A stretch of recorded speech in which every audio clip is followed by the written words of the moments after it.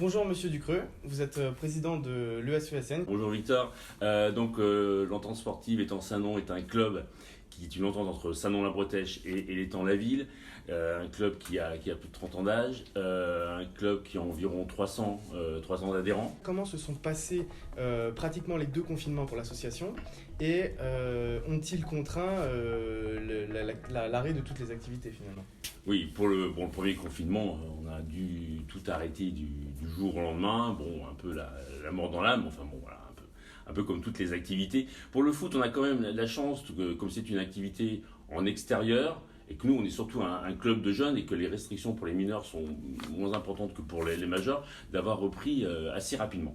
Alors bien sûr, il a fallu s'adapter.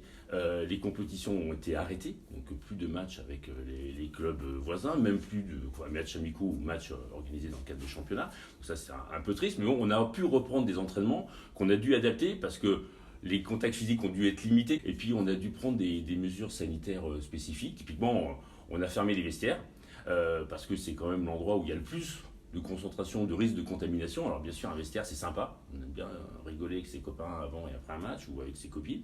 Mais bon, ça, on a arrêté. On a restreint l'accès au terrain aux seuls joueurs et éducateurs. Les accompagnateurs doivent rester en dehors de l'enceinte du stade. On a mis du gel hydroalcoolique à l'entrée du stade en demandant aux joueurs et éducateurs de se laver les mains avant les matchs et après. Et en termes de matériel, on fait l'effort de désinfecter le plus régulièrement possible. Alors justement, vous parlez des gestes sanitaires qui ont été mis en place pour endiguer la pandémie.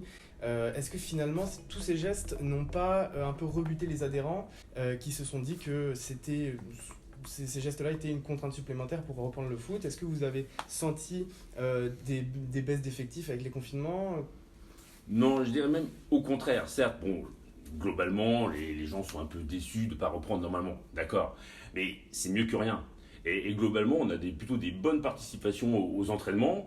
Et beaucoup de messages plutôt sympathiques d'un peu tout le monde, disant c'est sympa d'avoir repris. Bon, certes, c'est pas le football qu'on aime, on n'a pas tout ce qu'on veut, mais bon, ça permet de faire des choses. Et par rapport à d'autres sports, d'autres activités qui se passent à l'intérieur, voilà, nous on a la chance de pouvoir reprendre plus largement. On a mis les entraînements en place le week-end à la place des matchs. Et on a un bon taux de participation et en termes d'effectifs, on a stabilisé. Comment le club s'est adapté pratiquement pour respecter ces 2 couvre-feux, d'abord de 20h puis le plus récent de 18h? Alors là, depuis le couvre-feu à 18h, on a raccourci les séances. On a bien sûr fait en sorte que ça se termine vers 17h30, 17h45 parce que après les gens, faut qu'ils rentrent chez eux. On a la chance que la plupart des adhérents habitent relativement près, donc le temps de transport est réduit et ça c'est plutôt sympa. Le plus difficile étant peut-être de bien comprendre ce qu'on peut faire, on ne veut pas faire.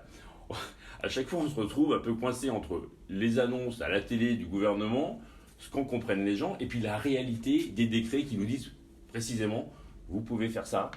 Ça, vous ne pouvez pas le faire. Et là, on travaille aussi avec la mairie pour savoir qu'est-ce qu'on peut faire. Est-ce que le stade peut être ouvert, est-ce qu'il ne peut pas, quand, pour qui, voilà, tout ce genre de questions. Donc, on s'est adapté à chaque fois. Malheureusement, pour les catégories adultes qui ont des entraînements et matchs le soir, souvent après 20h, parce que ce sont des gens qui travaillent, qui sont très contents de venir jouer au foot, mais après leur boulot.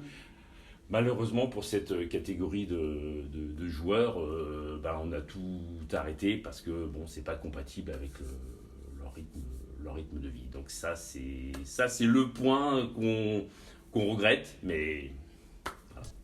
Alors justement, vous avez évoqué la mairie. Quel rôle la mairie a-t-elle joué pendant le confinement, le couvre-feu, pour le club et pour les associations de manière générale? Alors, 2 rôles. Le premier étant, comme je disais, de bien comprendre ce qu'on peut faire, ce qu'on ne veut pas faire. Ce qu'on peut pas faire. Parce que ce qu'on veut faire, il y a beaucoup de choses qu'on veut faire.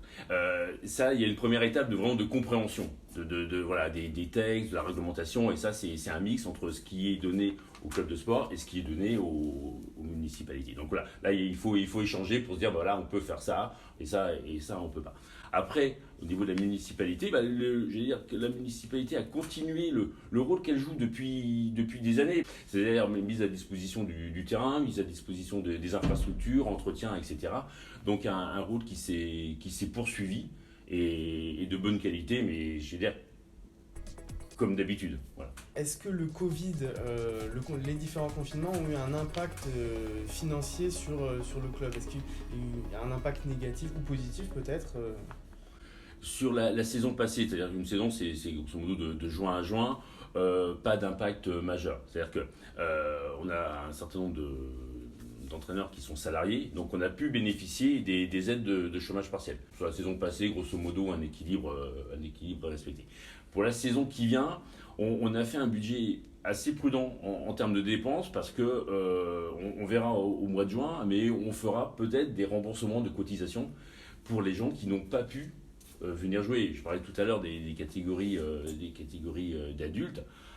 Voilà, on verra au mois de juin, mais on va avoir des gens qui auront très peu joué dans l'année, donc on verra ce qu'on peut faire d'un point de vue financier pour les aider. En tous les cas, voilà, c'est quelque chose qu'on a intégré dans notre budget prévisionnel pour la saison 2020-2021. J'avais une question qui pourrait servir de conclusion. Quelles sont finalement les perspectives du club pour l'année prochaine? Est-ce que les adaptations qui ont été réalisées peuvent être pérennes et s'allonger sur le temps? Non, sincèrement, ce qu'on a envie, c'est qu'on oublie cette organisation qu'on a dû mettre en place. On la maintiendra autant qu'il faut le faire, ça c'est clair. L'envie est d'en sortir pour reprendre les compétitions, pour reprendre du vrai football, pour reprendre des matchs avec d'autres clubs, reprendre notre fête du foot. Je pense que la prochaine fête du foot, quand on pourra l'organiser de façon normale, sera assez sympathique parce qu'on n'a pas pu la faire l'année dernière. Puis bon, voilà, on sera content de se retrouver. Donc, l'envie de repartir vraiment, vraiment comme avant. Bon, en tout cas, on vous souhaite un maximum de courage et puis surtout merci de nous avoir accueillis au sein de l'ESESN. Et puis voilà, merci pour cet entretien. Merci à vous et vive le foot. Merci.